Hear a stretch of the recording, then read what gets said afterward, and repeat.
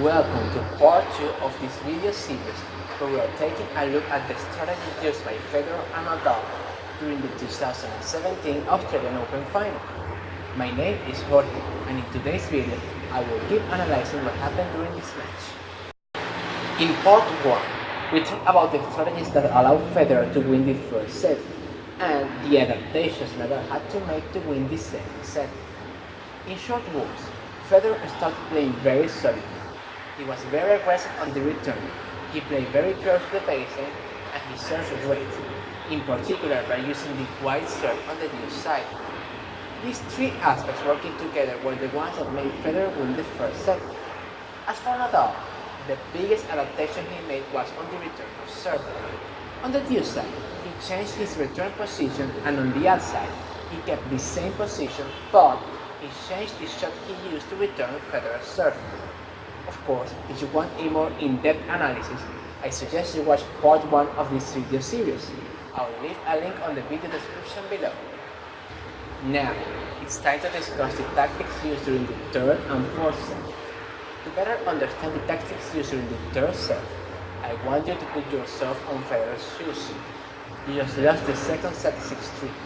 Your opponent is having a better read on your serve, plus the momentum of the match is on his side. What will you do? Which changes will allow you to go from losing a set 3-6 to winning the next 6-1?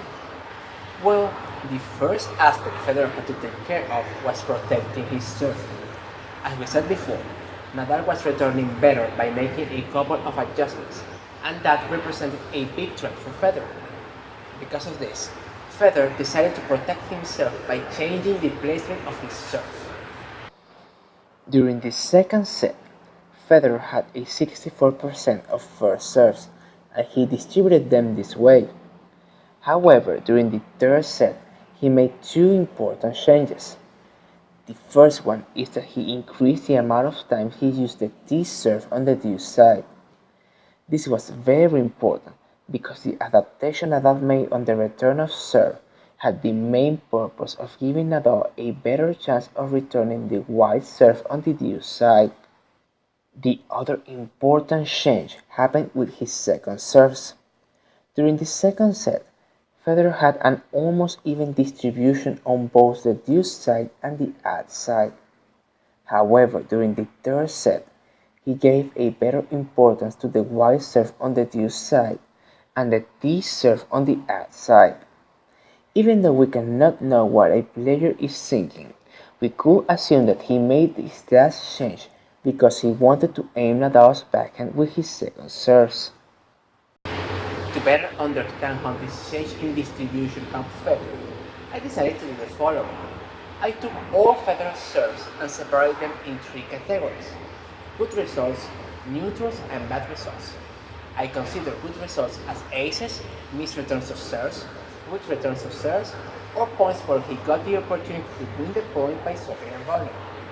For neutrals, I consider Roger's serves when Nadal returned the ball with a little bit of depth, a shot that landed between the service box and the baseline. And finally, for bad results, I consider double faults, the serves when Nadal hit a big return, which means a shot that made Federer miss, put him on a defensive position from the beginning of the point, or made him lose the point where he tried to serve and volley. During the second set, Federer's numbers on serve are as follows: 44% good results, 32% neutral results, and 24% bad results. Now, let's take a look at the numbers of the third set. 53% good results, 38% neutral results, and 9% bad results. As you can see, with this change in distribution, Federer increased the good and neutral results, while at the same time he decreased the bad results. Getting better numbers with his serve helped Federer a lot, but that's not the only reason he won the third set. We also need to talk about Federer's attacking game. This might sound obvious to many of you, but it's still very important to see in detail how Federer's attacking game worked. Federer's offensive style was very effective because he used specific shots that allowed him to get the upper hand during the right side. Whenever players want to win matches by playing offensive, they just need to produce one of the following outcomes: either push their opponents back or force a short ball. When playing offensive tennis, causing one of these two outcomes is extremely important because it allows you to create spaces on the next shot. The problem is that causing one of these two outcomes isn't as straightforward as hitting the ball as hard as you can. Since players have their own strengths and weaknesses, the shots that force a short ball or push them back will vary based on the player you are facing. During this final, Federer found a way to push Nadal back by aiming Nadal's backhand with deep and fast shots.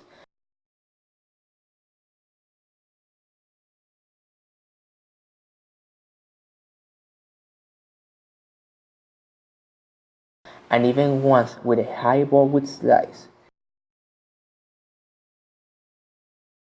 He forced Nadal to take a couple of steps back. From there, he opened the court and got the upper hand on the point. By using this tactic, Federer got the upper hand in 3 points during the first service break of the set. Finally, there is one last aspect that helped Federer a lot: his return of serve. Just as it happened during the first set, Roger stepped near or even beside the baseline when returning Nadal's serve. As a result, he denied Nadal the opportunity to start the point on his terms and got the upper hand on 10 out of the 14 points he won on the return of serve. Overall, this is how Federer went from losing the second set 3-6 to winning the third set 6-1. Now, it's time to take a look at the fourth set. This time, I want you to imagine you are in Nadal's situation. You are one set away from losing the match, and you know your opponent has found a way to get the upper hand at the most important situation of the match: serving, receiving, and rallying. What would you do? Well, just as Federer did on the third set, the first thing Nadal had to take care of were his service games. He needed to figure out a way to prevent Federer from hitting those big returns of serve. To do so, he decided to change his serve distribution. The way he decided to face this problem was by using more often the body serve. As you can see, the biggest difference in Nadal's distribution of serve between the third and fourth set relies on the fact that he decreased the amount of times he used his lefty serves, meaning the T serve on the deuce side and the Y serve on the add side, and in exchange, he gave a bigger importance to the body serve. Once again, we can see the effectiveness by counting how many serves gave Nadal good results, neutral results, and bad results, and comparing those numbers between the third and fourth set. And just as Federer did between the second and third set, Nadal also got to increase the good results and decrease the bad results between the third and fourth set. There is one last thing Nadal did during the fourth set. He adjusted his position on court to play closer to the baseline.